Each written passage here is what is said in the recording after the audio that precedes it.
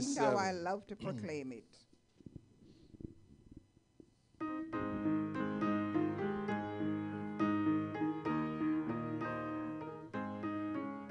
Everybody, redeemed thou, I love to proclaim. Redeemed by the blood of the Lamb. Redeemed through his infinite mercy. His child and forever I am. Yes, redeemed, redeemed. Redeemed by the blood of the Lamb. Redeemed, redeemed. His child and forever I am. Redeemed, I'm so happy in Jesus. No language my rapture can tell. I know that the light of his presence with me doth continually dwell. Yes, redeemed, redeemed by the blood of the Lamb. Redeemed, redeemed, his child and forever I am. I know there's a crown that is in yonder bright mansion for me, and soon with the saints made perfect, at home with the Lord I shall be. Yes, redeemed, redeemed, redeemed by the blood of the Lamb. Redeemed, redeemed, his child and forever I am. Okay, 5:28. The Lord's a rock, in him we hide, a shelter in the time of storm. And the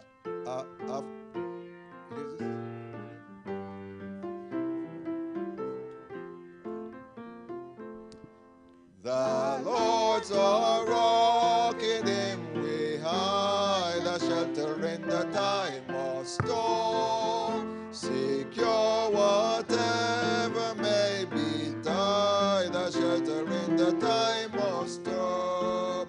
Almighty rock in the weary, cool and shade on the burning sun. Faithful God for the pilgrim band, a shelter in the time of storm. Shade by day, defense by night, a shelter in the time. No fears alarm, no foes affright, a shelter in the time of storm. Mighty rock in the weary, cool and shade on the burning. Faithful God for the pilgrim band, a shelter in the time of storm. The raging flood around us beat, a shelter in the time of storm. In God a safe retreat, a shelter in the time of storm. Mighty rock, mighty, mighty rock, in the weary land, shade on the burning sun. Faithful God for the pilgrim band, a shelter in the time of storm. O rock divine. Oh, rock divine, a shelter in the time of storm.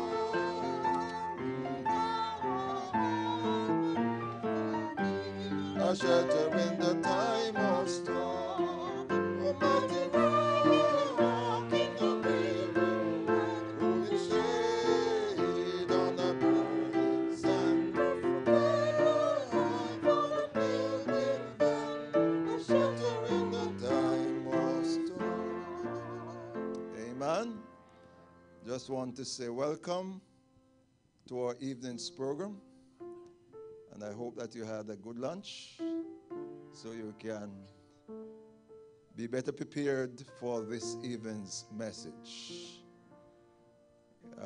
Do we have any visitors here with us this evening?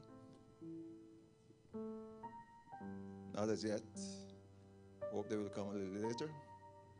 However, we want to welcome everyone And we're going to begin with our hymn number 4. Praise my soul, the King of heaven, to his feet thy tribute bring. Number 4. And I'm going to ask Sister Dawkins to lead us in prayer after this. Shall we all stand, please?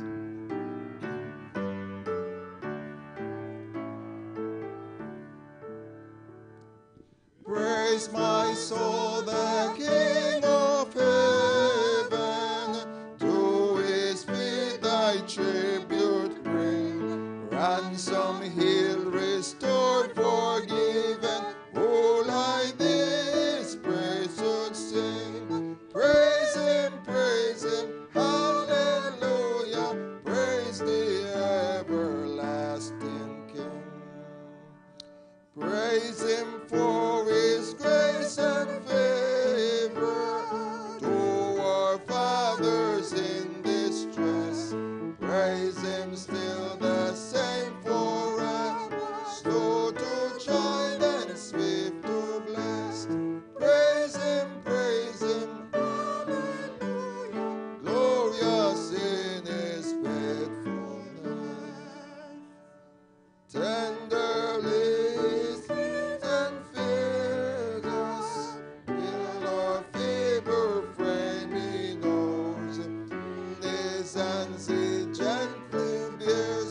rescues us from all our foes. Praise him, hallelujah, widely as his mercies flow. Angels to adore him, ye behold him face to face. Sun and moon bow down before him, dwellers all in time and space. Praise him, hallelujah, praise with us the God of grace. Sister Dawkins will pray for us. She is our past Bible worker in our last crusade. At this time, I'm going to invite her to come forward as she will take us to the throne of grace.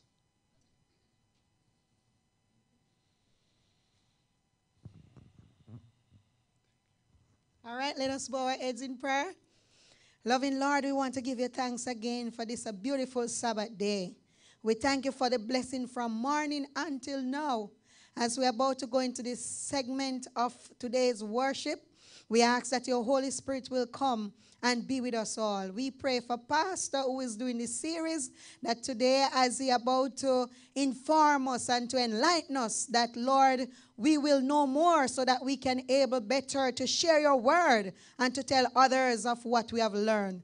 So may you bless him and give him your words and give him that wisdom, that knowledge, that understanding. So as he impart, Lord, we may receive with readiness of heart to share with others. Yes. Be with all of us who have gathered here this evening, and may you grant us a special blessing. In Jesus' name we pray. Amen. Amen. Thank you. You may be seated. This evening again we are in for a treat. God has been speaking to us over the past 2 weeks about creation and his work that he has done in this world.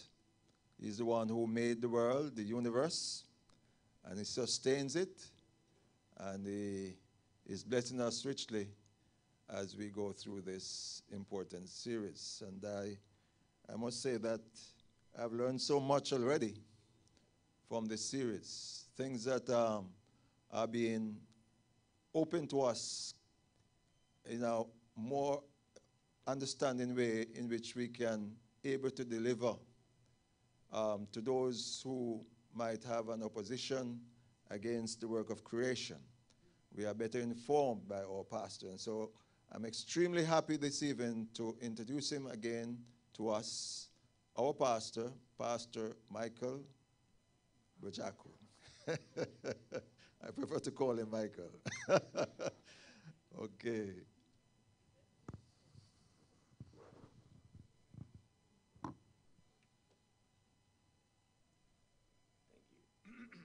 Elder.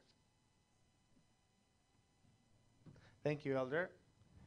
You always say nice things about me, and if you ever want to remember my Romanian name, think of it this way: me, hi. Okay? That's easy. It's easy to remember. So let me grab my water. Yeah. And we'll continue our tour de force this afternoon. So, as always, I want to do a short recap because that's important to learn for learning. If we always recap what we've learned, it's going to be much easier to remember. So, first lesson, we talked about the challenges, the philosophical challenges of the theory of evolution. We talked about the difference between proof, between fact, and interpretation of fact. See, if you deal with somebody and they present you the fact of evolution, let's dig a little bit to see, is that a fact or is that interpretation of the fact? Second thing is, do they exclude when you talk to them? You know, and they say it's not scientific to talk about God. Well, it might not be scientific, but what if it's true? So they basically exclude one option from the start. If you exclude it from the start, what is there to talk about? We need to have both options on the table. It doesn't mean I am right. I might be wrong, but let's discuss about it. Then, there's another thing we struggle with. They try to intimidate us. Evolution is science. You're talking against science. Look at what science has done for this world. That's true. But evolution is a different kind of science. It's a historical science. And historical sciences have a different methodology. And they don't have immediate, independent, objective confirmation. Like, for example, the theory of gravity. You see that happening immediately. With evolution, nothing happens. If you don't believe in evolution, you can be a very good doctor, a very good physician, a very good physicist, a very good chemist. Nothing happens if you don't believe in evolution. Okay, and then they extrapolate a lot from small things to big things in a way which is not unwarranted logically or scientifically. And of course, we discussed, and we're going to talk a little bit about it today, the stasis in the geologic column, lack of change. An animal appears, stays like that. When it disappears, it's the same. You don't see change in the geologic column. Okay? Then we talked about the origin of life and the evolution of life. Yeah, how scientists simply do not know how life appeared. They have no clue. They have some theories, but they just don't know. It's too complex. You will listen and you will hear sometimes a simple cell. That is a false statement. There are no simple cells. There are simpler cells, okay? But even the simplest cell is more complex than anything humans have ever built. A simple cell is as complex as a city. And scientists are still discovering things they had no clue existed in the cell. They're still discovering, still discovering, still discovering. Now, when you get to tissues, organs, and systems, you add several different layers of complexity. You cannot even explain the cell, let alone all the other superior levels. And when you get to information, that's the problem. That's the biggest problem. A message. The cell contains a message that machines in the cell can understand and translate and do those instructions. And those machines are the ones who build the instructions. And the instructions for building the machines are in there. So it's a chicken and egg thing. You need to have both DNA and proteins. We discussed about how natural selection does not provide new material for evolution. It doesn't increase information. We discussed about how simply arranging some organs in their respective degree of complexity doesn't prove they evolved that way. Remember how I said Dawkins chose the 15 types of eyes that exist in nature and arranged them in their increasing order of complexity. So what does that prove? It doesn't prove anything. You take a scooter, a tricycle, a bicycle, a motorcycle with a, I forgot what that's called, with a sidecar. Then you take an ATV, and you arrange them in the order of their complexity. What does that prove? Doesn't prove anything. It proves that you can just classify things. And the very interesting thing is that the classification that we have today with species, genera, families, and all that was done by a creationist, Carl Linnaeus, a Swedish biologist in the 17th century. He did that. He was a creationist. He did not believe in evolution. The simple fact that you can arrange organisms in categories doesn't mean anything. You have both explanations for it. And the last thing that we discussed was the irreducible complexity. There's another term that was coined by Michael Behe, a biologist at Lehigh University who's not a creationist, but he doesn't believe in evolution. But he's not a young earth creationist. He's not a theistic evolutionist. He doesn't know exactly what he is. He just doesn't believe the earth is he's more like an old earth creationist. He doesn't believe the earth is young. Okay, so what does irreducible complexity mean? It's something that's that complex that if you take one part out of it, it fails. It ceases to function. Like I said, a car is not an irreducibly complex system because you take the headlights, the car runs on the road. You take the windows, the car can run. You take the doors, the car can still run. But if you take the engine, then the car dies down. And there are complex systems in the cell, and we explained it was a flagellum motor, an outboard motor with 40-something parts, and each has to be there. And they try to, how do you evolve that when you need all the parts to function? They do it, but it's just an just-so story. You know, remember the guy that came with a mousetrap as a tie clip to prove that a tie clip can evolve into a mousetrap. But you can't because you need to put some energy into it. So that's what those are just so stories. Okay, so that was 2 lessons. The last one this morning, this one is fresh. We talked about theistic evolution. And why people would like that is because it talks about science. It respects what science says about origins, but in the same time, it doesn't exclude God. However, theistic evolution doesn't solve any problems. It creates more problems than it solves. Because first of all, it's logically inconsistent. You cannot have a directed, undirected process. Evolution is supposed to be undirected, happens at random. But God, by design, he creates for a purpose. So which is it? Did God create for a purpose, or did he create without a purpose? How did he use evolution? It's a contradiction in terms. By definition, God implies purpose. By definition, evolution lacks purpose. So you have a contradiction in terms.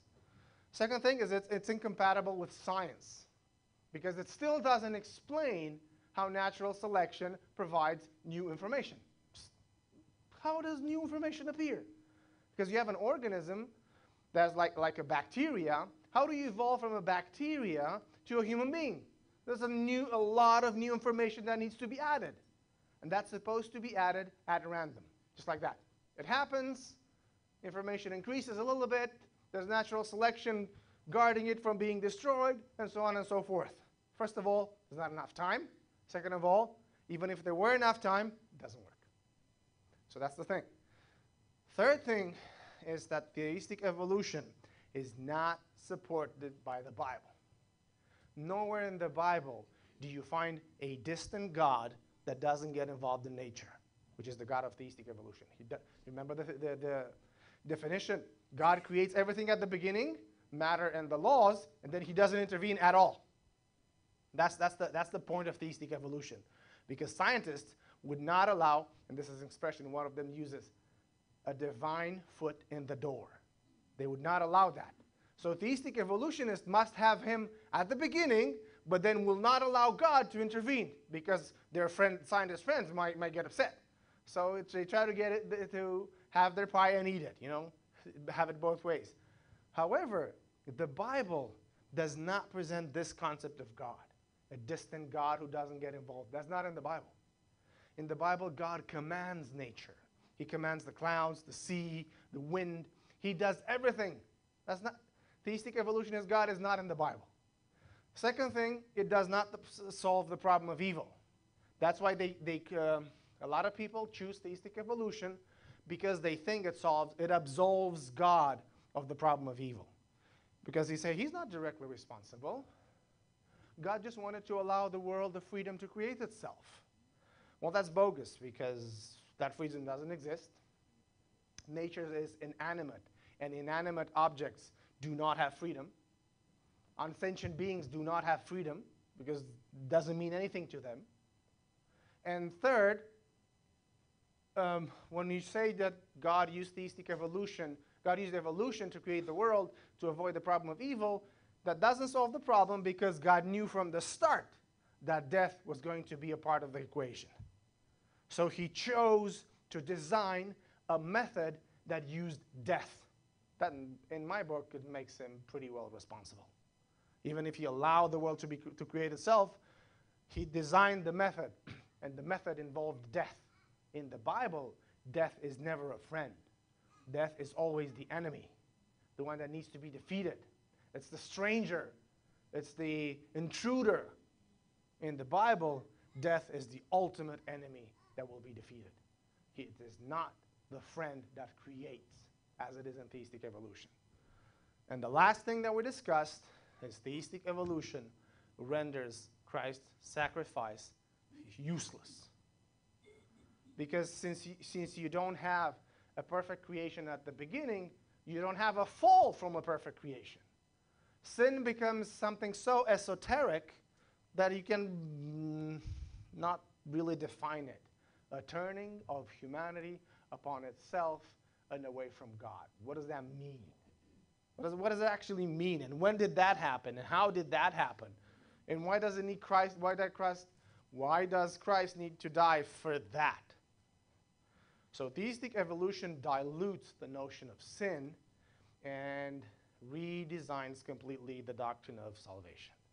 If you think you can believe in theistic evolution and salvation in the traditional sense, you're either wrong or cognitively dissonant. You don't understand the differences between the two, the incompatibility of the two theories. You cannot have lack of sin, but then the need of salvation.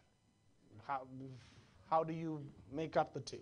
There's either sin and need of salvation, and there's lack of sin, then there's no need of salvation. That's true. That's pure and simple. There's many more things that can be said, but we just try to tackle the basics. Today, this evening, we're going to talk about the history of life, the history of the earth and of the universe. What does the Bible say about it? What does science say about it? Do they enter in conflict? Is that conflict important? Whenever you watch a documentary on like National Geographic or Science or Discovery, and they present the history of the world, what do they say? Millions and millions of years ago, okay? 300 million years ago, or 70 million years ago, when the dinosaurs supposedly went extinct because of a meteor strike. Okay, and they say that is fortunate for us humans, because if there were dinosaurs, those large reptiles, humans would not have been able to evolve, because the large reptiles would have eaten the humans. Well, knowing how inventive humans are, I don't see those large reptiles very well. They would have been trophies for all those humans. But there's something else to discuss about dinosaurs. We'll get to that at the end. Okay, so let's see. What is the age of the Earth? Is it 4.5 billion years? Or is it 6,000 years? Or neither? I don't know. Let's figure it out. So let's see what geology says. Well, up until the 18th century, geologists believe in the Bible. They believe there was a flood, and they believe that the Earth was fairly recent. like 6,000 years old. Not even, because at that point it was maybe 5,700,000. And there was a bishop, Ussher. Have you heard of Ussher? An Anglican bishop in the 17th century who calculated that the date of birth for Earth was 4004 BC. He just used all those numbers, he concocted up, and he came up with this. And that became standard. So standard that it got printed in the Bible. However, along came this gentleman, which his name is Charles Huxley, a lawyer who became a geologist, and he was influenced by Thomas Sutton, another geologist in England at that time, and he came up with a new principle. He rejected the flood theory, and he came with the principle of uniformitarianism. Okay, a big word, whatever. Remember the root uni. What does uni mean? One. Okay, that's the basic point. The idea is, he said that the rates of deposition by rivers, rivers erode the land and they deposit that in deltas, and that's how layers are being formed. He measured that rate of deposition, and he said that rate of deposition must be constant. The present is the key to the past, he said. And he calculated, and he got to the enormous age of 70,000 years. At that point, 70,000 years was unthinkable, because everybody was thinking 6,000. However, as it was the case in that time, people were anxious to get reasons not to believe in the Bible. And we must not judge them, because at that time, the Bible meant oppression. At that time, the Bible meant persecution. At that time, the Bible, or interpretation of the Bible, not the Bible itself. I want you to understand what I'm saying. It was the way the church interpreted the Bible meant her authority, the church's authority. And whoever was opposing the church, they were opposing God, so they needed to be put to death. At that period in history, following the Bible meant breaking human rights. That's why there was a movement that was born called humanism, who insisted on the value of human life. And we need to to understand the situation at that time. People wanted to get rid of the yoke that the church put on knowledge and on everybody, on human rights. So they used these pretexts to discard the Bible. That's why, making a parenthesis, being a liberal, an extreme liberal, and being an extreme conservative makes the same amount of damage. Because if you're a liberal, you don't believe at all in the Bible, an extreme liberal, then you reject the Bible. But if you're an extreme conservative, you believe only in the Bible, you interpret the Bible only in that way, and whoever interprets it differently than you, then they must oppose God, and they must be put to death. That's what happens with extremism. And that's what happened there. Then the world swung like a pendulum in the other way, to extreme liberalism. Now they're trying to get back to conservatism, and they're going to be somewhere in the way. That's how history works. So that's what this guy said. Let's measure the rate of deposition. It's old. No, the Bible's not true. 70,000 years. Wow.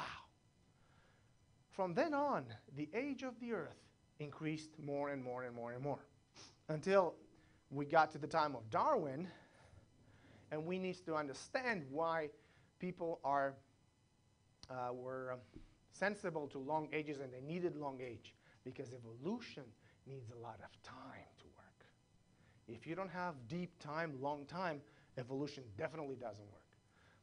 The problem is, even with 4.5 billion years, and they say life existed for 3 of those 4.5, that's still not enough time. It's not even close, because there was a conference in the 70s with mathematicians and biologists, and mathematicians did the math. How long would it take for all the biological diversity that we have now to appear from nothing? And they said the time needed is probably over an order of magnitude 100 times longer than what we have now. You know what the answer of the biologist said? What was the answer of the biologist? you must be wrong. Your calculations must be wrong because we know evolution is true. So they don't look at the data. They say it must be true because the alternative is unthinkable. We go back to what we said. If evolution is not true, what's the alternative? We were created. Well, we don't want to believe that because that's not science, that's religion. Anyways, from then on until today, we got to the most modern methods of dating, which is radiometric dating. Have you ever heard of radiometric dating? You know what it is? Radiometric dating, that's the most famous thing today. Carbon-14. Have you heard of carbon-14 dating? Or uranium-lead dating? That's radiometric dating. How does this work? Very interesting. There are minerals in this world which are unstable. Happens, isotopes. Some minerals are so large, like the uranium, for example, 238, 232. You realize there's 232 protons in that uranium. So the forces that bind them together are not as strong as to keep them all, and sometimes they slip. They run away. So some of those protons and electrons, they run away because the tension is so big between the forces of repulsion that exist between the protons or particles of the same charge and the forces of nuclear attraction that attract them together. So sometimes they just slip. And they calculated the half-life. That's what it's called, half-life. What does it mean? Let's assume you have half a pound of uranium right now. Well, you have FBI on your tail if you have that, but that's another issue. Okay? In about 4 billion years, you would be left with only half a pound of uranium. Now, in the next 4 billion years, you won't lose the other half a pound. No, you lose only half of it, which is a quarter of a pound. So basically, every period that we establish, you lose half of the matter you have. And then the next period, you lose half of what you have, and so on and so forth. So you have the half-life, the period in which whatever amount you have gets reduced to half. And that's what happened. The scientists measure it, and this is how they found out the age of the Earth. Now, there's a trick. 3 conditions must be met. First of all, well, I didn't put that here, but you know there's 3 big types of rocks. There's volcanic rock, which is self-explanatory. It's the lava that gets spewed out by the volcano and gets hardened. That's volcanic rock. And the most known rocks are volcanic rocks. Basalt, have you heard of basalt? And granite, the famous granite that we have on our kitchen counter. That's a volcanic rock, okay? Then there's the sedimentary rock. What is a sedimentary rock? Again, it's self-explanatory. It's the rocks that get deposited by water or wind. It's sediments, okay? And then there's the third kind of rock, main rock, which is metamorphic, transforms. You have a previous rock, due to the action of something else, it transforms in a different kind of rock. Okay. Now, the trick is radiometric dating works only on volcanic rock. You cannot date sedimentary rocks with it. The problem is fossils don't really last in volcanic rock. What would you say? Would they last there? They're burned. It's hot. So fossils get deposited in sedimentary rocks, but they cannot date the sedimentary rocks using radiometric dating, so they have to date the volcanic rocks. So what you have is something like, where is it? Let me see. It's something like this. You have volcanic rock, the ones with the gray, and then you have some sedimentary rock. Then you have another volcanic rock, sedimentary, volcanic, sedimentary. And they date the volcanic rocks, and they say whatever's in between is between this age and this age. That's how they date it, okay? That's one thing. The second thing is the clock needs to be reset at 0. So basically, you have uranium-238, I think. That decays, that's the term, decays into lead. Uranium is the mother, lead is the daughter. That's what they call them. And the scientists have to make sure that at the beginning, they have only the mother, the parent. How can you be sure of that? Well, you can't. So that's the first problem. Second problem is there needs to be no contamination. In other words, no parent coming in, no daughter coming out, or the other way around. Because if you do, the ratio changes and you don't get an exact date. The third thing is the rate of decay needs to be constant. The challenge is that the first two are definitely not true. The third one, scientists get more and more data that the rate of decay might not have been the same in the past. So far, it's not conclusive, but there is some data that points to that. So, what do we do? What does the Bible teach us about the earth? Now, I'm going to say something, and you might get upset with me. But let's see if I can make you to turn around. I'm going to say this with full responsibility. The Bible does not teach that the earth is 6,000 years old. You heard me right. The Bible does not teach that the earth is 6,000 years old. We hear this number all the time, 6,000 years, 6,000 years. Even Ellen White mentions that. However, she mentions it in the right way. In a context, she says less than 10,000 years, 6,000 years. In a context, says almost 6,000 years. In a context, says more than 6,000 years. And when Ellen White mentions that number, it's another way of saying for whatever time the earth has been here. Because that was the opinion at that time. But now I'm going to prove to you that the Bible doesn't teach. You see how I put that word in capitals? The Bible doesn't teach that the earth is 6,000 years old. What does the Bible do? The Bible just gives us some ages of the patriarchs. Okay? Now, we do the math. We do the calculations. We try to establish some ages, because first you have the ages of the patriarchs from Adam to Noah, to the flood. Then in another chapter, you have the ages of the patriarchs from Noah to Abraham. And you don't know when Abraham lived as an independent confirmation. You don't know the date of the flood, so you have to guesstimate somehow. You get until the kingdom of David, and we know that David ruled right about the year 1000 BC. And from there, we can guesstimate. But my point is this. We do the math. You will not find in the Bible a verse that says, "And thus saith the Lord, listen, O children of Israel, the earth is 6,000 years old." No. And even the verses that have the dates, that's not the purpose of the text. The text is not to inform us upon the date, the age of the earth. That's an incidental information. That's why I put the word teach.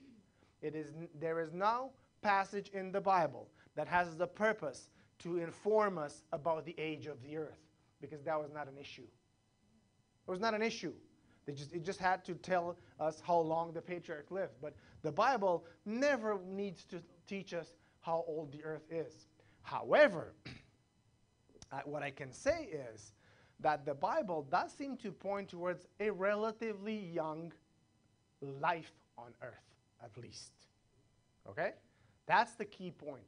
It is the life on earth that interests us, not the earth necessarily. Now, there's a different problem now.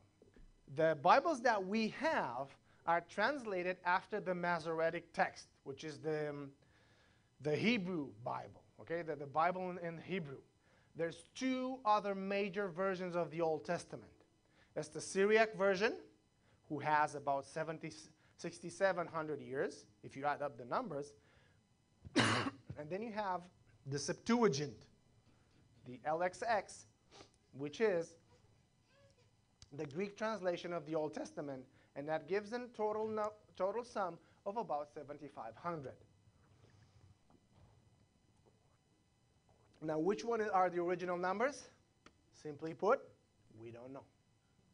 We don't have enough data. But you know what? It's not that important. What does it matter if it's 5,800 years or 7,500 years? It's still way less than 4.5 billion. Not going to solve the problem. So it's not that important. Because, and again, I'm fully responsible for what I'm saying now. Our salvation does not depend on the age of the earth. It might well have been 4.5 billion. Doesn't depend on that. The trick is someplace else. The heart of the matter is someplace else. We do not need the earth to be 6,000 years old because the Bible doesn't teach that. Now, let's go a little bit further. What does it mean when the Bible say in Genesis 1 verse 1, Bereshit bara Elohim et hashamayim v'et haaretz. In the beginning created God the heavens and the earth. Et haaretz v'et hashamayim v'et haaretz. Hashamayim is the heavens, haaretz is the earth. What does it mean? Does it mean the whole universe? It might, but then again it might not. Because when we read the Bible, and it's normal to do that, you read back into it your concept of the universe. Now we have a different concept of the universe that they had back then. When we think of the universe, we think of a very large number of galaxies, very large universe. They didn't have that concept. At that time, the only tools that they have at their disposition was their eyes. And only saw the stars, and that's about it. And maybe, yes, in the southern hemisphere, you see the two Magellanic clouds, which are not in our galaxy. And maybe, on a very dark night, with very good eyes, in the northern hemisphere, you might see the Andromeda galaxy that is not in the Milky Way galaxy. Other than that, then these three objects, everything you see is in our galaxy, the Milky Way galaxy, the local galaxy. But they didn't have the concept of galaxy. They had no idea where the star was. And it is not God's purpose in the Bible to teach us science. First of all, because it's not relevant to our salvation. And second of all, God never wants to spoil our fun. He likes us to discover science. Because he's not going to reveal information about science that is not important for salvation. So, when God said that he created the heavens and the earth, it was for them to understand that everything that there is, you don't even know what that is, but never mind, God said, but everything, I created it. Whatever exists, everything, I created it. So he might have just referred, maybe the first verse is separated from the other and said, in the beginning, God created the whole universe, but maybe when it says the heavens and the earth, it just actually means our solar system from our point of view. From their point of view, they didn't know about the solar system. But God said, you see this earth and sun and whatever? Yeah, I made it. So that's important. That's enough for you to know. It's too complicated for you anyways. You won't understand it. God even said that in matters of faith. Remember when the disciples kept asking Jesus, when are you going to do that? And when are you going to do that? And are you going to put it here and now? And Jesus said, that's not for you to understand now. It's too complicated. Later, you'll get it. But now, just know this. So he did that in matters of faith, let alone in matters of science. It's not important for your salvation. You can be totally ignorant of these issues that I'm discussing, and you'll still be saved. I still think it's important that we know these, because we need to give we need to represent our faith correctly to the world. But ultimately, if you don't know this, you can still be saved. It's not that important in this way for salvation. So that's the first thing. The Bible doesn't say that he created the whole universe 6,000 years ago, how some of our evangelical brothers say. God made the sun and moon shine in the heaven. Oh, okay, that's Genesis 1:14. There's another issue here. It's because Genesis 1:14 says this, and God made the greater light to shine the day, and the lesser light to shine the night, and the stars. Okay? So now we, with our modern minds, say, so that means that God made the stars on the fourth day. So that means that he created the earth first and the universe second. That doesn't make sense. You realize it doesn't make sense. Now, the idea is, verse 14 can also be interpreted this way. And God made the sun to shine. This made doesn't necessarily mean that he made it on that day, but that he assigned the sun to shine. Maybe he pulled some clouds or something and the sun revealed itself. The point of the matter is this. The stars were not necessarily created on the fourth day. They say that with the stars, it can be read, he made the moon, he assigned the moon to shine with the stars at night. Doesn't necessarily mean he made them that day. I still believe in a 6-day creation because the Bible teaches that. It is the purpose of the text to teach a 6-day creation. That's not incidental like with the numbers. That is the actual purpose. And it repeats it so many times, you realize that's what he wants to teach. But the other information is incidental. It's not that important. Okay, let's get further. That is the heart of the matter. So geologists have discovered that the deeper you go, the older the ages get. So basically, you have a layer of rock, and they date it at what? At, let's say, 1 billion years. Then you have a layer of sedimentary rock with unicellular organisms, like bacteria. Then you have another layer of volcanic rock layer, which they dated at 500 million years, which is the Precambrian explosion, they call it. And then on top of that, you have another layer with organisms. So basically what you have, if you interpret the geologic column the way they do, you have a whole bunch of animals being born, living, and dying millions of years before humans came. That's the problem from the geologic column. It's not that the earth is 6,000, no. The problem is that if you interpret the geologic column as they do, you have death before humans. And this is incompatible with the Bible. If the geologic column is a representation of the natural history of life, then you have death before sin, and that's the problem. However, how do they establish the age of the earth? That's again, the age of the fossils. First, if you have volcanic layers, I told you, radiometric age, but there's a problem with that. Now, if there's a sedimentary layer, you cannot apply radiometric dating because that doesn't apply to it. So what you do, you calculate the rate of deposition, but if you don't know the rate of deposition, you cannot do that. So what do? They use index fossils, which becomes a circular reasoning. How? Well, they establish the geologic column, and they say, these organisms must have lived at that period of time, because this is the only way it is compatible with the theory of evolution. And whenever they find that organism in a layer, oh, this layer must be 300 million years old, because that's when this being must have lived. Well, I know that God mocks sinners, and he likes to do that sometimes. So you have this fish, index fossil, coelacanth. They discovered it in certain layers, and they said, okay, we can fairly say this fish lived only 300 million years ago, went extinct. So whenever we find this fish in the fossil layer, we know that that rock is 300 million years old. Well, guess what? They found it alive. It lives today. They discovered it around the middle of the century, last century. The coelacanth is alive.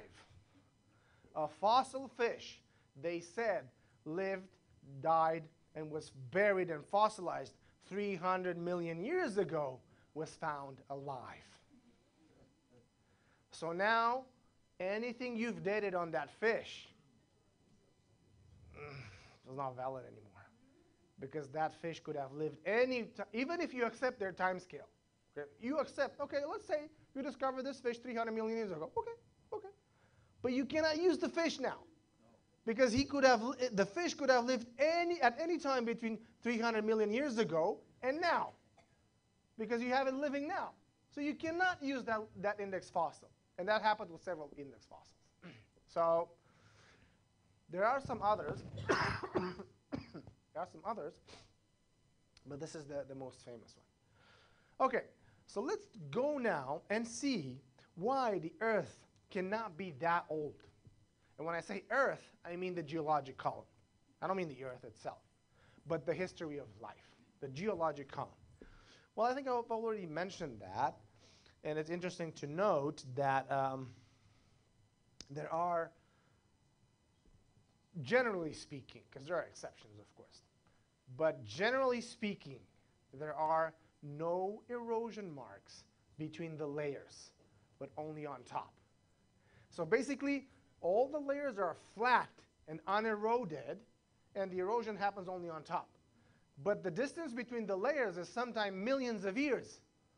So how do you imagine that a layer of rock of 1 inch thick remained uneroded for 1 million years? Can't happen.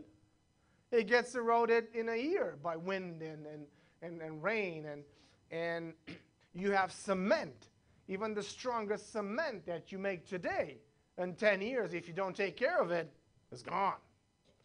You get some frost, and then thaw, frost and thaw, winter, that's it.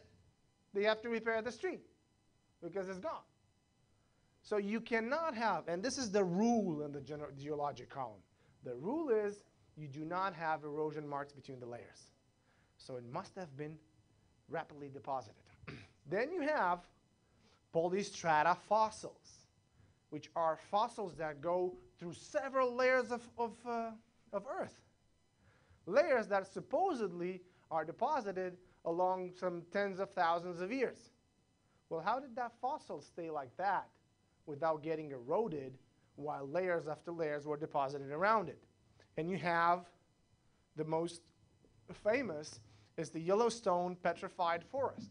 Has anyone here visited the Yellowstone Petrified Forest in California? I haven't. I would love to visit it. It's a very interesting story happening with this one.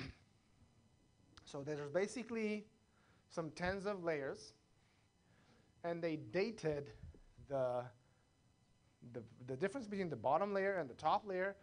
The difference is 70,000 years. So they say there was a forest, the forest grew, the forest died, was buried, another forest grew on top, the forest grew, the forest died, it got buried, so on and so forth for 70,000 years.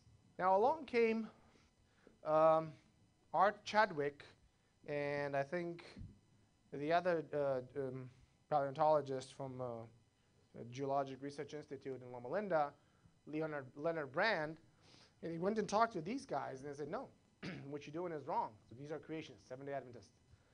This is not the rate of deposition. These trees were buried this way by a huge flood. Not necessarily the Noah flood, just a local flood. So much so that they convinced the people there. And now the official story for the Yellowstone Petrified Forest is not 70,000 years old. It's the fact it was buried rapidly because of a local flood. Because we have data on it. You see the tree on the left? That's a tree floating in water upright. You say, how is that possible? Could trees float on the top of the water, and they float like that, horizontally? Well, sometimes trees get saturated with water, and if they have stumps on it, and they have the roots, they will float vertically. And it happened when Mount St. Helens blew. When Mount St. Helens exploded, it just they say they estimated about 5 million trees were blown away by this, and they were deposited in a nearby lake. And you can search for pictures. Well, in time, divers have discovered trees floating upright in the water, at the surface of the water, and in the water. So they've seen that happening. And if this happens right now with trees at different distances, if there's a mud flow and it covers everything, then the trees are buried upright.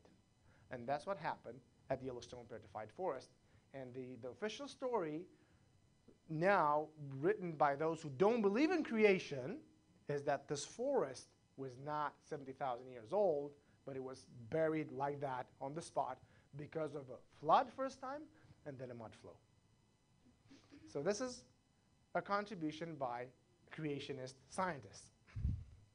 Okay, let's see other reasons for which the earth cannot be that old.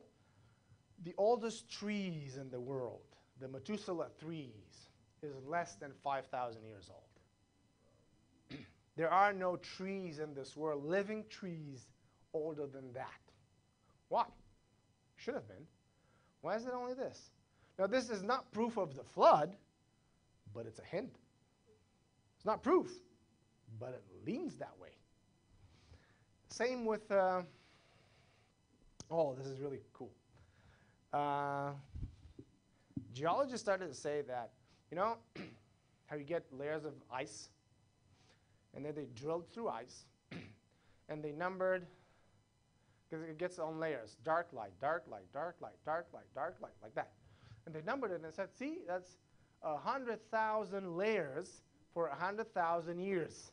So this ice is 100,000 years old. Okay. The only problem is, at the bottom, they found a World War II plane buried in ice. And they were like, oops, we might need to rethink it. I got to go to the doctor's. Really, I got to see what's wrong with my throat. Anyways, they realized that the light, dark layers did not mean summer, winter, summer, winter, summer, winter. But that indicated hot, cold, hot, cold, hot, cold. And that can happen several hundred times a year. It's hot today outside, the ice melts. But then later, it gets frozen. Next day, like that. So the repeated cycles do not point to summer, winter, but to different temperatures throughout the year. They realized their way of calculating was not really the right way. Okay, another hint that the geologic column was formed rapidly is the fact that they found a lot of buried animals in life situations.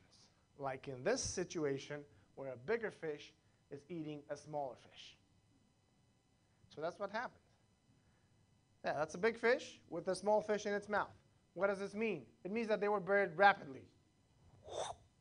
That's it. So they're minding their fishy business, eating the other fish. Mud came, buried them. That's it. Now still, this doesn't prove the flood, but it hints to it. Rapid deposition, rapid formation of the geologic column. I cannot prove the flood, but if this part is formed rapid, this part is formed rapid, this part, and then everything is formed rapidly, you draw the conclusion. Okay? Earth cannot be old because modern objects have been found petrified. So you don't need, first of all, they said that you need tens of thousands of years for the carbon in animals that get buried to be replaced by silica and they get petrified. Well, that's not true. You don't need that much because modern objects have been found petrified, like this miner's hat, which has been found petrified, and many, many, many other objects. And oil, they said that oil needs tens of thousands, millions of years to get form. That's not true. They were able to form oil from organic residues in several months. It's just a matter, well, it's not feasible. You know, you cannot reproduce the product. It's just not, it's too expensive to do that. So you can produce all the garbage, make it oil. But it happens. It's just a matter of right pressure and temperature. And when you pile up a lot of mud, that's a lot of pressure. And when those things get heated, they start to decay. Those gases heat up the mixture. Pressure, temperature becomes oil.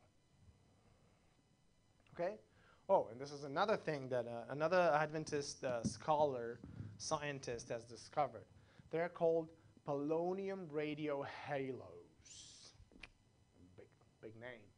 Robert Gentry is the physicist's name. So basically, remember how we discussed about uranium having a half-life of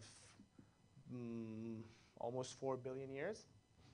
Well, this isotope of polonium has a half-life of 1 or 2 seconds. Boom. Like that. Decays immediately. And the thing is, his reasoning is, not everybody agrees with him, but it makes sense. And these halos, he found them in basalt and granite. So basically, for these to be recorded, the granite need to have solidified fast. Because otherwise, if you throw a grenade in the water, it makes the splash, but then it comes back, and that's it. You don't see the circle. You don't see the sphere of the shock wave. Well, these are shock waves. In order for them to be registered like that, it needs that the magma needs to froze immediately. So this is a hint that the magma, the volcanic rock, might have frozen, might have solidified very, very fast. Okay? What do we have? Okay, well, let's talk a little bit about the fossils. It's getting late, so we're just going to go fast on this, and then I'm going to open the floor for questions if there are any. You've heard of Archaeopteryx? Archaeopteryx? You know what Archaeopteryx is? The name means ancient bird. Arche is old, pteryx, bird, okay? Ancient bird, and they say this is the ancestor of modern birds, but it also has some reptile features, so this becomes a transitional fossil between reptiles and the bird. The reptile-like features are teeth in the beaks, the tail's different, it has claws on the wings. So they say, see, it's a half reptile, half bird animal. Therefore, evolution. Well, again, the difference between interpretation and fact. The fact is, this bird does have teeth in its beak, and it does have claws on the wing. That's the fact. Now, does this mean that automatically the bird came from reptiles? Not necessarily, because you find modern birds that have teeth in its beak. They are extinct now, but they lived up until the 19th century, and they did have teeth in its beaks. Those birds are not ancestors of birds because they're contemporary with modern birds. And you do find some other birds that have claws on the wings. That doesn't mean anything. If you don't have a mechanism, you find this animal, doesn't mean anything. Now, have you heard of the platypus? Now, that's a strange animal. And if that animal was not alive, it's most than certain that evolutionists would have said, see, that's a fossil link. That's a link. Between what and what, we don't know exactly, because that animal is a mammal, but makes eggs, and the young suckle. And it has a beak, and the beak has teeth, and it's amphibious. So it's a strange combination. They cannot say it's a missing link because they don't know what's missing, you know, and they know that it's a contemporary animal. So the same would have happened with Archaeopteryx too. They have a complete series of the evolution of whales, they say, and they've drawn it there.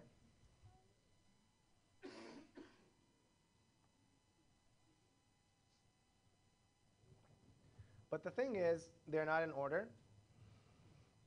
And the organisms that are number 4 and 5, Pachycetus and whatever that is, Ambulocetus and Basilobaurus, they are found in older layers than number 3. So the order is reversed, but they had to draw it this way because this is bigger than the other one. So basically, they found Ambulocetus and Basilosaurus, they found it in older layers than Pachycetus. So they say, okay, that's a big enough inadvertence. We might as construe it our way, so maybe we'll get along with it. It's just interpretation of the data. Find some animals, doesn't mean there was a connection between them. There's a connection because you want to find a connection. If you don't want to find a connection, there's no connection. Same with horses.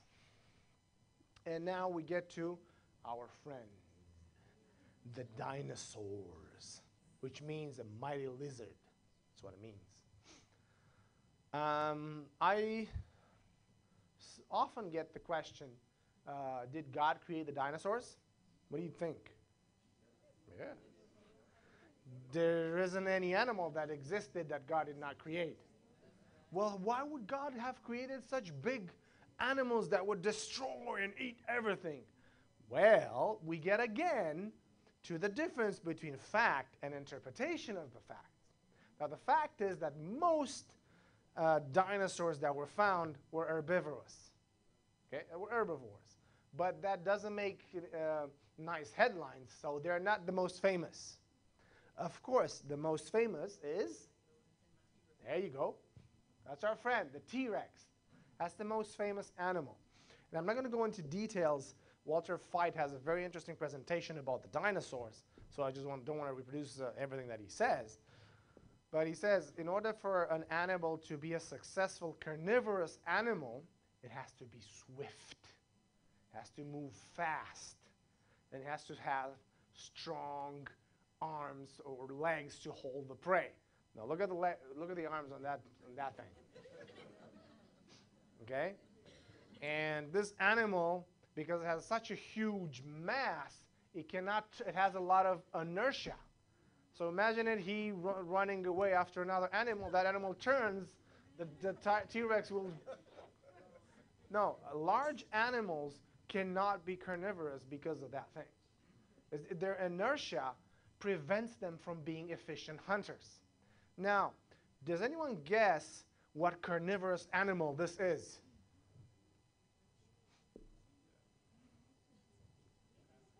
It's a panda. A panda. And everybody knows that pandas are not carnivorous. They eat only bamboo.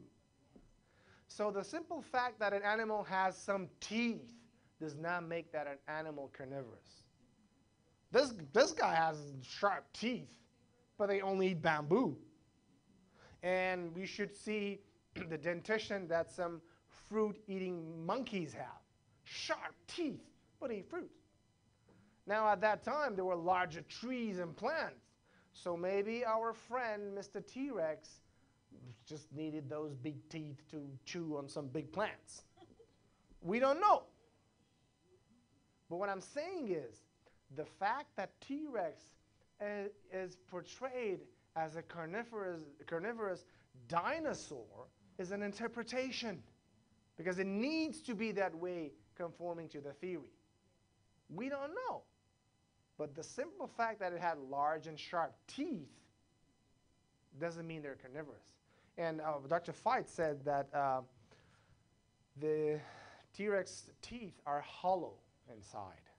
That's definitely not teeth for grasping and biting, tearing, because those teeth will break very easily. But for chewing, it's fine.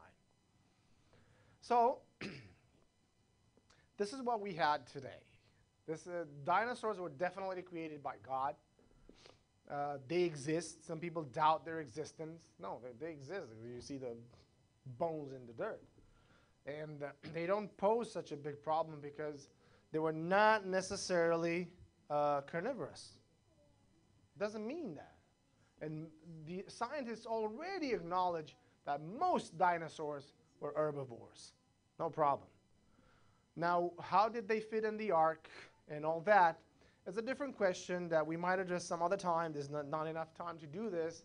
There's another creationist who suggested a theory that Moses, look at that, Noah, yeah, there's a joke like that. How many animals did Moses get on the ark? Huh? Noah might have taken young. Instead of taking the full adults, he might have taken the young, because they're smaller, they're higher, they're low maintenance. You know, you can feed them less food, and when they get injured, they heal faster. Look at us, adults falling and hurting ourselves, and then a kid falls. That's it. He jumps up again immediately. So there's still problems. There's still problems with our understanding of the history of Earth. Yeah, we do not have all the answers. Why do apparently radiometric ages yield older and older ages as you go down? It might be because of some unknown effects that we just cannot explain at this moment. Or it might be because geologists only select those ages that fit the theory. But I haven't done a paper on that, and I haven't seen a study on that to see if the bias is that strong, because that happens. When you date something, you get several ages. It's not like as clear cut. You get 23,567 and 241 years and 3 hours. You don't get that with radiometric dating. You get different dates. So the geologist has the responsibility to select that age that fits the theory best. So there's a lot of confirmation bias in that. So as a conclusion, what I want to say is this. As we discussed, the Bible does not teach that the earth is 6,000 years old. And I said I'd make this statement with full responsibility. You will not find in the Bible a verse that says that. What we do is we make the calculations, but there's still enough place for errors because we don't have independent dates to corroborate those. Like, for example, the birth of Abraham or the birth of Moses or all those. We don't have independent dates for that, so there's margin of errors there. And we have three major versions of the Old Testament which have a difference between 5,700 and 7,500 years. So you got to have a little bit of leeway. But even with that, the Bible doesn't have the purpose to teach us about the age of the earth. What we can infer from the Bible that life on earth is fairly young. That we can infer. Okay? That is what I say. From the Bible, we can infer that the age of life on earth is fairly young. Okay? Then, radiometric dating does seem to give an ever-increasing age as we go deeper. And we don't really have a good explanation for that. There's not a lot of papers on it. It might be confirmation bias. My opinion is, but it is an uninformed opinion, don't quote me on it because I haven't done any study on it. But I believe it's a strong suggestion of confirmation bias. They just find the dates they're looking for. That's what I think. But I cannot prove that. That would be nice to make a scientific study on that. But maybe we'll do it in the future. Who knows? Okay. The geologic column shows multiple signs that it is fairly new. It's relatively new. No erosion marks between the layers. Polystrata fossils. What else did we say? There's no trees older than 5,000 years. You have catastrophic burial in multiple sites. Catastrophic means rapid. You know, with fish eating out of fish, animal eating out of animal. Fossils, to get fossilized, they need to be guarded from the elements. and they need to do it very fast. They made an experiment, killed some fish, put it in a cage so that predators don't eat them, and just deposited them on the bottom of a river so that they see if they get buried in mud. In 7 days, they were not there anymore. Just decayed, and that's it. So that's how fast you need to get that dead fish buried, because otherwise, it'll just get eaten and decayed and won't get petrified. So everything in the geologic column generally points to rapid deposition and burial. You have modern objects that get petrified. You don't need a lot of time for that. Oil was discovered that in high pressure, high temperature environments can get formed very easily, very fast. Let me say that, just very fast. So you don't need a lot of time. The only reason that scientists insist on deep time is because evolution needs a lot of time. You cannot have evolution of life happening in 10,000 years. You cannot have that. But even 4.5 billion years is not enough, according to the mathematicians. They made the calculations, it's not enough. Of course, biologists don't accept that because the alternative is unthinkable. However, I would like to end by saying that us creationists, we don't have all the answers, okay? We believe that the geologic column is due to the flood, and I believe that. But we don't have a fully formed model yet.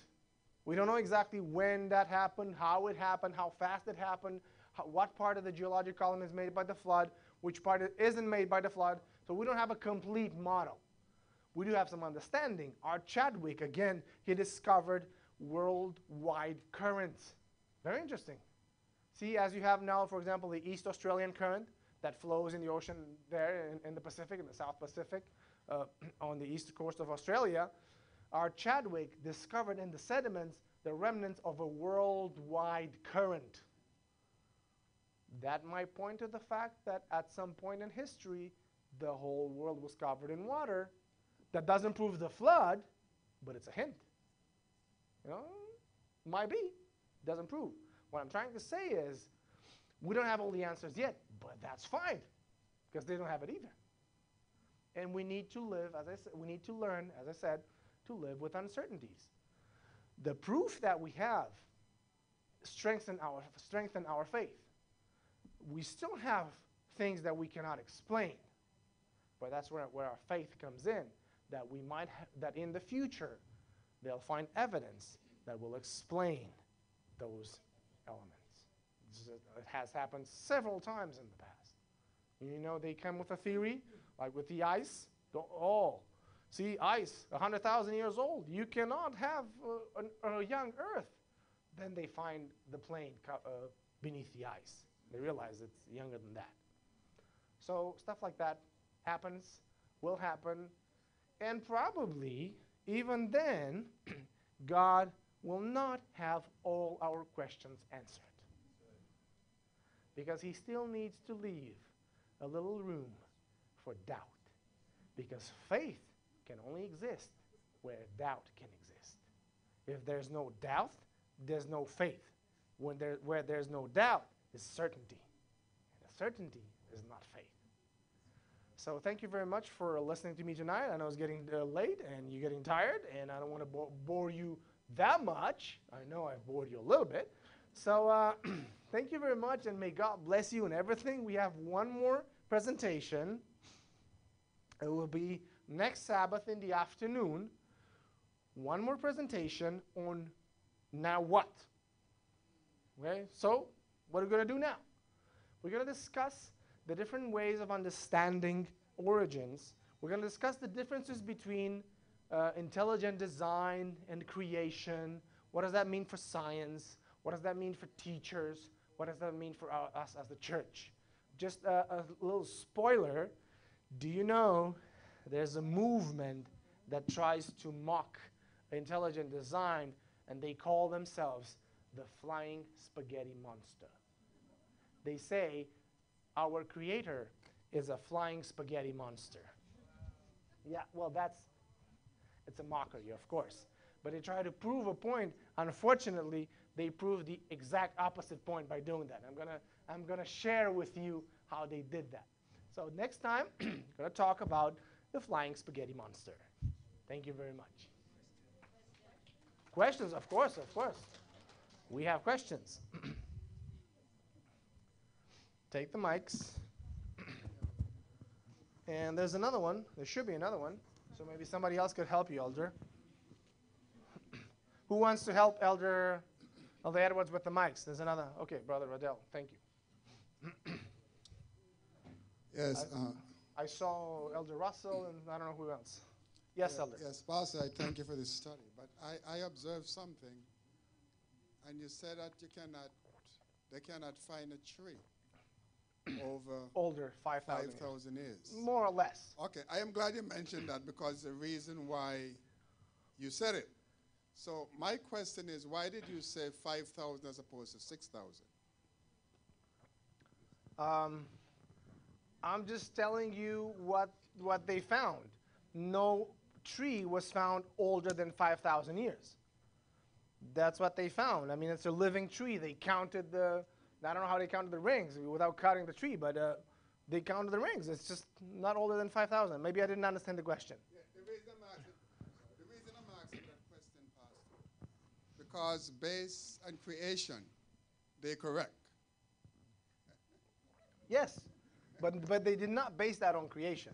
No, but I'm saying, based on creation, they're correct. Yes, because depending on which version of the Bible you use, the flood happens somewhere between 4,000 and 6,000 years ago. We don't know exactly when. Just somewhere between there. Go ahead.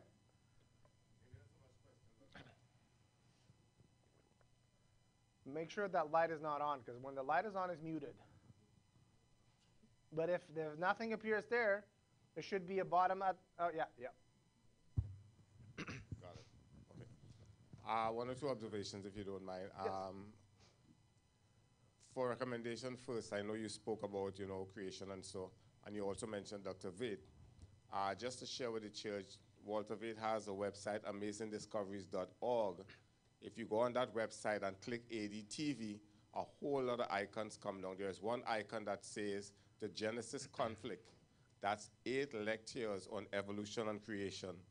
Phenomenal, and that is some of the things. And some of the pictures Pastor showed there are also on that lectures, but that's 8 intensive lectures on the topic. There's another presenter also called Thomas Bentley, and his presentation could be found on YouTube. It's Have You Swallowed the Hook? Phenomenal presentation also. And that series you can also look at as well. In terms of what Pastor talked about, the age of the earth and stuff like that, we have to keep in mind that the Bible was written for us, not for the universe. Yep. So we have to be careful of trying to extrapolate the Bible all over the place and say, well, the universe is this or that because the Bible says in 6 days God created, stuff like that. So we have to be careful of that also. So these are just some thoughts I want to share with us. And I want to say as well, this is a phenomenal presentation. I am glad for it, brethren, because the people of God has to kick it up a notch. Thank you. I mean, we are living in a scientific world. It's like if you're trying to use those ring phones and cell phone times, who would like to go back to the phone booth, put up your hands? No. You see what I'm saying? you. Thank So at the end of the day, brethren, let's step it up a notch because the devil is coming from all directions and we have to have our defenses on. Again, thank you very much, Pastor, and I really, really appreciate this. Thank you. There's another hand there. I just want to say, yes, sister. Okay. Just a second. I want to build on what Elder Russell said, and I just want to emphasize the fact that the Bible was first written for the people in ancient times. So it first had to make sense to them. Now we have the advantage of hindsight. We can understand what they understood, and then we can translate the principles for us today. But if the Bible was written with modern thinking in mind, they wouldn't have understood anything. So that's why God had to adapt the non-essential part of the message to their understanding so that it gets transmitted to them, whatever that was. But let me say that the message of the Bible is not in any way affected by the cultural intricacies of that time. The message is the same. Yes, sister, and then there. A question. the tectonic plates, Yes. which that too is a geological theory. Mm-hmm. And the lithosphere, which is the crust of the earth, is broken down into 7 Tectonic plates. Right. So can you explain that? You just said that, you said earlier on, not today, that scientists believe that the earth is flat. Oh, no. No? I might have misconstrued that. It is not scientists who believe the earth is flat. It is just some people on internet, which okay. I believe. Now, I've gotten into, that's a very, very interesting topic sociologically speaking. I got into debates with some of them, and while I respect the right of everybody to believe whatever they want, it's simply not logical. These people are not logical people. You talk about something, they switch to something else. And what I believe now is that this was started as an experiment by somebody who wanted to see how many crazy things people can believe. Oh, okay. That's what I believe now. Or even more than that, and I'm not a person who believes in conspiracy theories easily, but given everything that happened lately, I believe there's a certain foreign nation which shall remain unnamed, okay, that has interests that Americans and people around the world distrust science, distrust NASA, distrust whatever good things people can bring in this world, and misrepresent Christianity. And that's what I'm saying. I think they just started that to produce confusion. Because a lot of the people who believe the earth is flat, they say, we as Christians must believe the earth is flat because that's what the Bible teaches. Well, that's my point. The Bible doesn't know about this controversy. Of course, people during the Bible times thought the earth was flat. That was what they were thinking. How would they have the notion of a planet and solar system? No, they just looked, it was flat. But they didn't care about that. And when God told Joshua that he stopped the sun, okay? Of course the sun didn't stop. It was the earth. If it stopped, if it was not a time force, that was a force field that stopped the time, that's something else. The point is for God to explain to Joshua at that time, listen, Joshua, your view of the universe is wrong. You need to know, whatever. He didn't care about that. Lord, please stop the sun. Okay, Joshua, I'll stop it for you. God did not explain the mechanism beyond what he saw because it was not important for Joshua. Joshua just needed a little bit more light. So scientists do not believe the earth is flat. It's just some people on the internet, which I believe is a scam by somebody trying to induce anti-scientific feelings. Thank you. Question. Yes, my first question from a young person. Yay.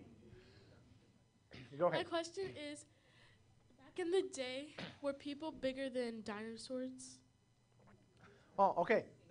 Bigger than dinosaurs, not necessarily, because as you see, the T-Rex was pretty big, and the Brontosaurus was very big, and there's a lot of big animals. However, Ellen White says, and it's logical what she says, that human beings in the past were bigger. Giants. Well, that means probably, 9 feet, 10 feet the most. You don't have them like 2,000 feet. That's completely aberrant. But evolutionists would not accept that because in the theory of evolution, everything needs to go from small to large. Because we are evolved, we are better.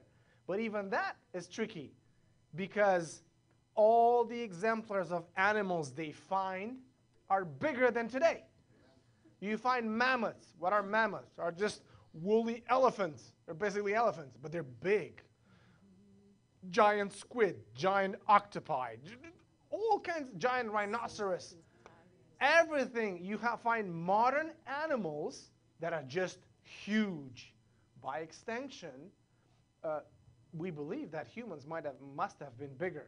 The problem with fossilized humans is twofold. Humans don't get easily fossilized because they run. That's one thing. And they have technology, and they know how to escape. And secondly, even if they found a larger bone that would be human, it wouldn't still be recognized as human because it contradicts the theory. So it cannot be human because it contradicts the theory of evolution. So that's what happens with humans. But I believe they were bigger.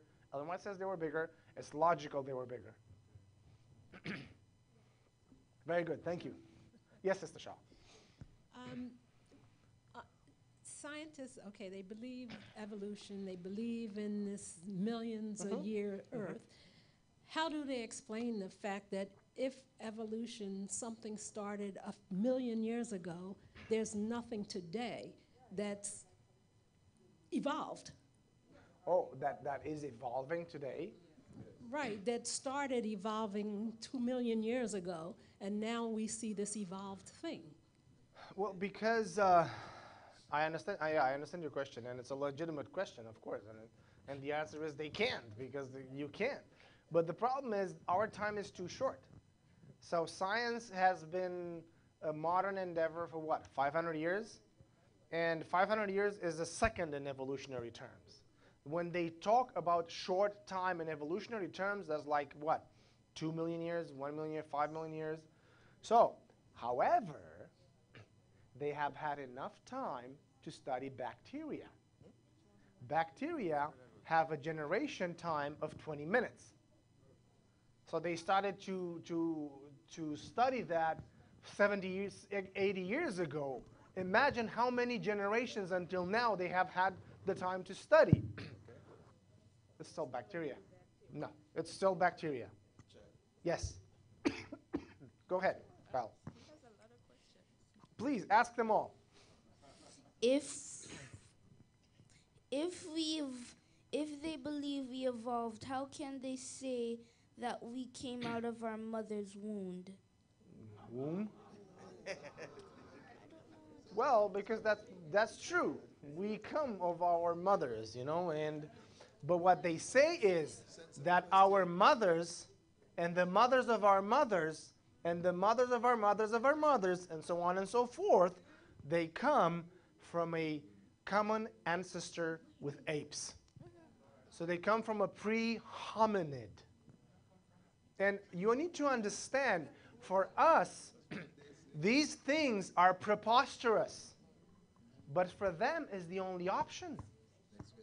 Because they don't believe in God. And if they don't believe in God, what other option might there be if they don't believe in a creator? So it has to be that way. Okay, give me another question, Kyle. And then we'll have some others. Because I know some other people have questions. If America's on the side of the earth, why don't we feel sideways? Why don't we what? Feel sideways. Well, first of all, America is not on the side of the earth.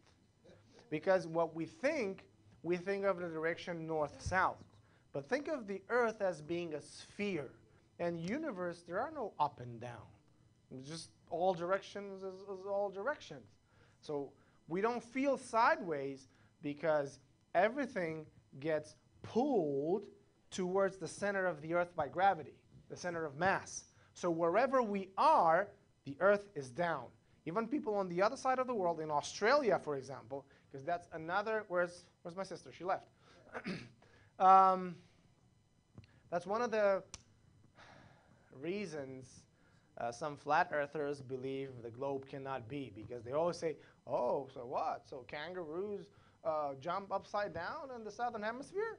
Well, no, of course not. The model is internally consistent. Kangaroos jump normally because for people in Australia, the earth is down, but because it gets towards the center of the earth. Imagine a bowl. You people here, that's down. For people here, this is down because it's towards the center.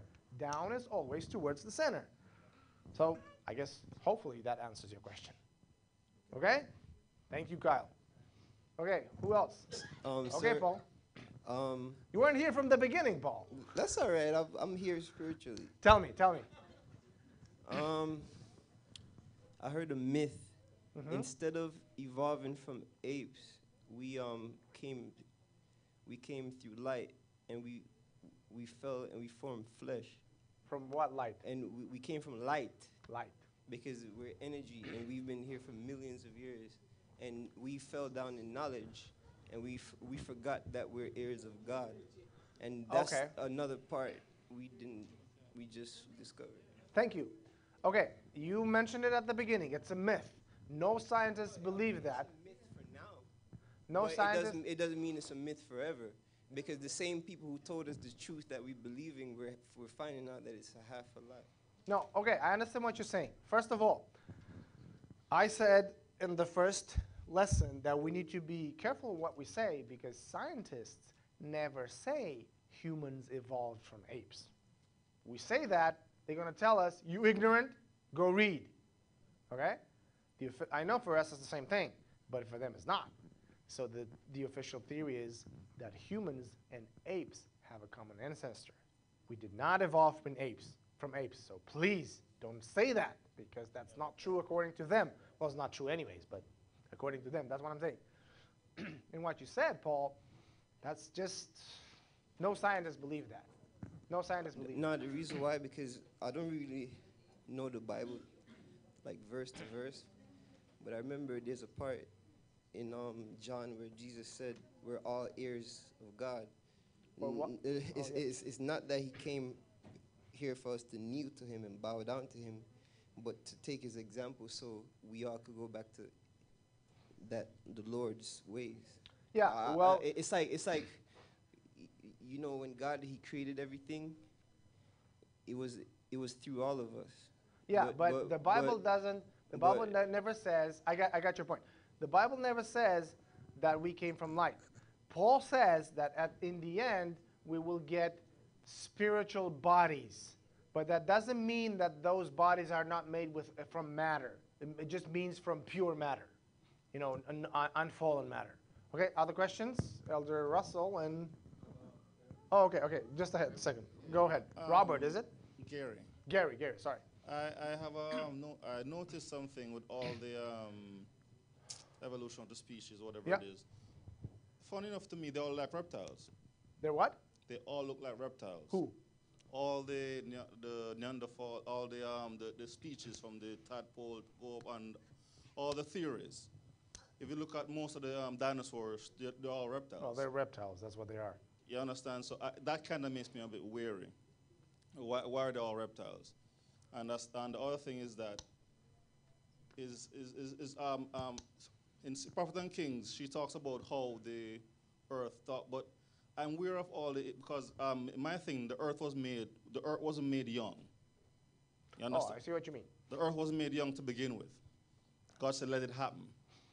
You understand? So when you say 1 million years, there's no proof for it, but I'm just saying, you understand what I'm saying? The earth wasn't made young. Yeah. And the trees weren't made young. Yeah. So And Adam wasn't made young. He was made a fully formed adult. exactly. Yeah. I agree with that. And why there's no trees over 5,000 years old, because there's a flood and everything was wiped off the face of the earth, so that they grow over again. Anyway, but I understand that, but that's just my thing. And when God says He made us in the image of Him, it's my belief that it's my belief. I can't prove it, but that the evil one is trying to make the earth over into His image, and being a serpent. That's my Yeah. It's well, logic. What I want to say is, I think Cal wants to ask another question, but after Elder Russell. But what I want to say is, the fact that the earth was not made young does not solve the problem. That's what I'm saying. Because the problem is this. They have a layer of volcanic rock, which they dated, let's say, 500 million years, okay? Then they have sedimentary rocks with fossils that lived and died 500 million years ago. Then they have another layer of rock, of volcanic rock, which they date at 250 million years. So you have this period of 250 million years ago where there were animals that lived and died. That's the problem. You have death before sin, death before men. And having an apparently old earth doesn't solve that. That's what I'm trying to say. Yes, Elder Russell. Quickly, first of all, kangaroos don't jump upside down, I can tell you that. So don't worry about kangaroo stuff. Secondly, trust God's words, beloved. Let me tell you something. God is always right. Yes. And moving away from evolution to archaeology, some years ago, the skeptics were criticizing the Bible because they talked about a city that's built in stone. And they criticized the Bible for a lot of years and made mockery of it until a kid was going through a little area, a little crevice in the mountain. And lo and behold, when he entered in this area, Petra was right there before him. And I was in Sears some time ago, and they were showing the TVs, you know, the different color TVs. And guess what was on the screen? Petra, as a sight to see in Jordan. And I was able to tell the young man who was there, I said, oh, that's Petra. And I was able to give him the history of it and show how men, you know, how God proved himself right. So whatever we don't understand now, God is always right. And one other thing quickly with the whole thing about the common ancestor, Thomas Bentley said something very interesting, and I never thought of it until I saw it. He said, when you look at the ancestry of man according to the evolutionists, do you know who stands at the pinnacle of it? Anybody reckon? Everybody ever looked at that? It's a Caucasian male. So in other words, the reason why these folks think they're better than black folks and other folks is that we are lower on the stratum pole than they, and they are at the pinnacle of the evolutionary series. So evolution has a lot to do with racism. And when you look at this series, you will see how much he explains it in context of Greek philosophy and other things as well. Well, that is very true, Elder Russell. Darwin's first book, The Descent of Man. So, you know, in his Origin of Species, he doesn't talk about the evolution of men. But then he has another book, The Descent of Man. And in that book, he says that the Aborigine, the Negro, and the Australian are on a lower level than the Caucasian. The Caucasian is the more advanced human. And of course, that corresponds to the sentiment of the period. But they made it sound scientific, and it's bogus. Absolutely rubbish. Yes, Scott. If scientists think we evolved, yes, and they think that we have blood related to animals, how do the animals evolve? Well, the animals evolved from other animals, which in turn evolved from other animals, which in turn evolved from cells, from bacteria, from unicellular organisms. That's what they say. They were just unicellular organisms first, bacteria or whatever. Those evolved into pluricellular organisms like fungi and whatever. And then you have the simplest organism that are macroscopic. You have what? Algae and worms. And from those they came what? Some other crustaceous and insects, and, you know, from smaller to bigger. That's the whole idea. The point is they can't prove it. They just arrange animals in their increasing order of size, but doesn't prove anything. Okay, you want to ask another question? Just ask one other question, and then we'll see if you have some other questions. When they have pictures of dinosaurs, the only animals there are dinosaurs. So how do dinosaurs evolve as well? Basically, it's from other smaller animals, because they have pictures of dinosaur, which means they're thinking of what might have happened. But along with dinosaurs, they find other types of animals. And dinosaurs are reptiles, our brother Gary here said. They are reptiles, which they evolved from an animal from which both reptiles and mammals evolved. They're trying to find that, the mammal-reptile ancestor. And of course, they're not going to find it, but yes.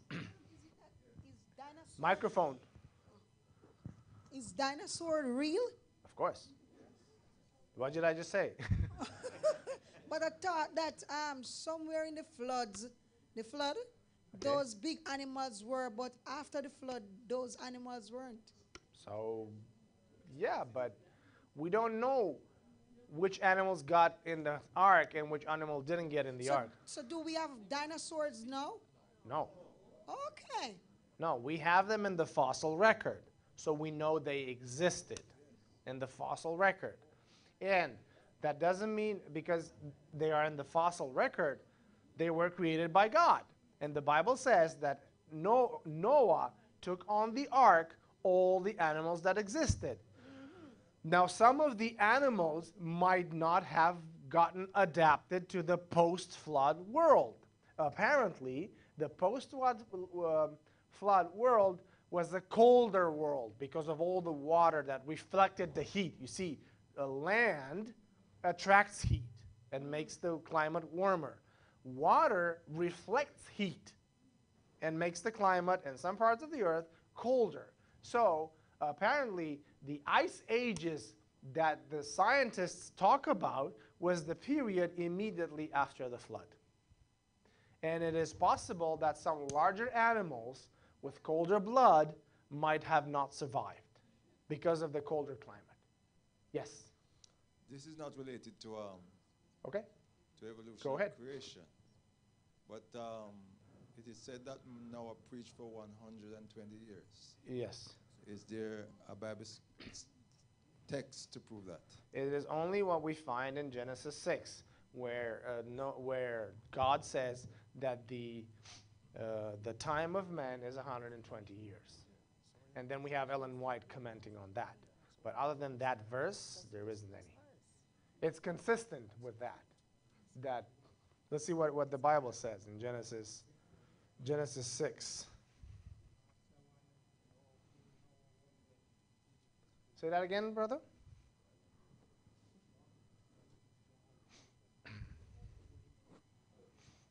Genesis 6:3.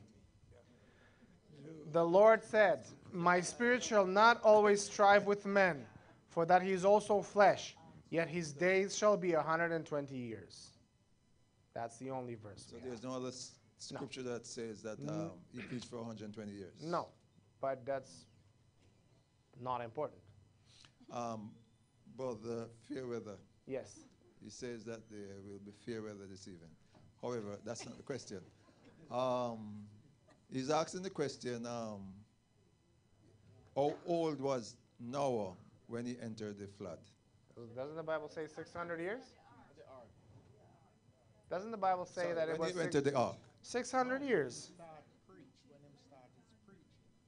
How old was he when he started preaching? Yes, because he lived 120 years after. No, the Bible says that Noah was 600 years when the flood came. Isn't that true? 600 years. And then the Bible says that he lived, how much? Like 200 years or 100 something years afterwards. I don't remember exactly how much he lived. But we don't have the date, Brother Fairweather. We don't have the date on when he started to preach. So there's no conclusive data on that. You have any information on that, Elder Russell? If he preached for 120 years, Yeah, we subtract and get 480, but we don't know that he preached 120 years. Let me rephrase that. There is no verse in the Bible that mentions it. Ellen White mentions it. Okay? So we have the information from Ellen White, but there is no verse in the Bible. That's what I'm saying.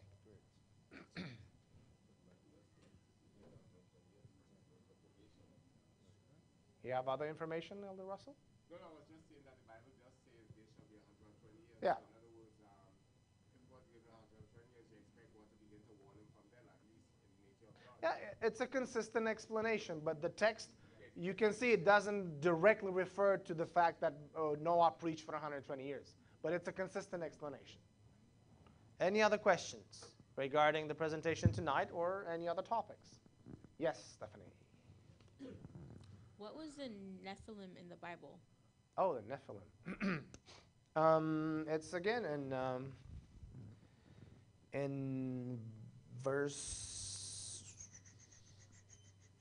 giants. Is it this one? It's, Genesis 6, verse 4. There were giants in the earth on those days, and also after that, when the sons of God came in unto the daughters of men, and they bare children to them, the same became mighty men, which were of old, men of renown. Again, it's a very enigmatic text. I'm sorry? Giants, yeah. There are some people, evangelicals especially, who say that the sons of God here were angels, and they were having intercourse with women, and they were made some kind of hybrids. But how can that be? I mean, who knows what angels are and if they can mate with humans? And God wouldn't have allowed that. And when this expression, the sons of God, it is only used here in Genesis and in Job. And they have a very archaic Hebrew, so they're definitely written in the same period. Moses wrote them. Of course, liberal scholars don't believe that. And in Job, when you have the sons of God, it's not the angels, obviously, because it says the sons of God came to present themselves before God. But the angels are there all the time. Yes. So it is likely, very likely, that they are the representatives of the other planets, unfallen planets, where God created them. And because Adam's place was usurped by Satan, and that's what he says, when God asks him, where are you coming from? He says, what do you want? I come from walking to and fro on the earth. Basically saying to God, that's my land. I do whatever I want. So because Satan came for earth, we can infer that the sons of God were the representative of the other unfallen societies. I think Sister Greenland wanted to ask a question. Oh, yeah. That's where the idea originated from. Yes, thank you very much. Yeah, that is very true. The book of Enoch is a apocryphal book, and it is not inspired. But some people believe was inspired. It has all kinds of crazy ideas like that. Yes, brother. The children or descendants of Seth, yes, are referred to as the sons yes. of God. Yes, I agree completely. Yes. The sons of God there means the children of that lineage that followed God. That's what it means. The sons of Seth. Yes, yes. Yeah, yeah. In the book of Genesis. And the book of Job is different. Yeah, yeah. Thank you. Anyone else? Yes. So. Go ahead.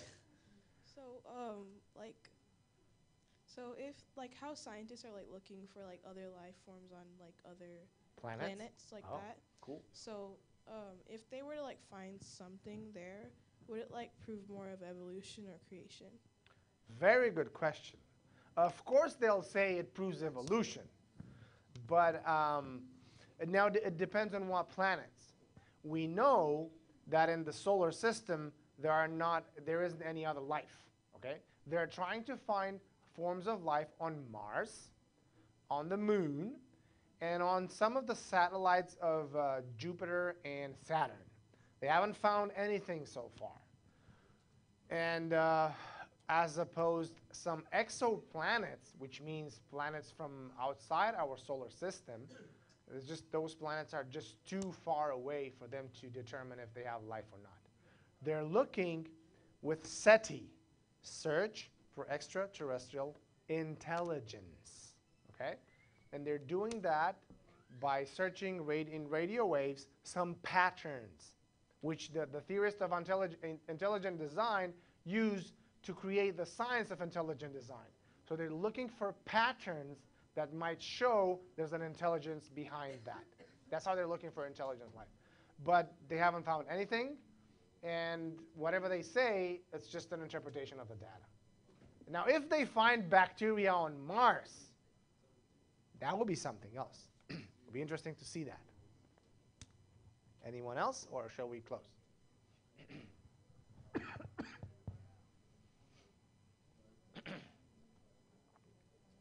If not, I thank you very much for allowing me the opportunity to share with you my research. And next Sabbath morning, Elder Edwards, who is preaching next Sabbath? Elder Edwards, who's preaching next Sabbath? Pastor Taylor. Okay. So be here for Pastor Taylor in the morning.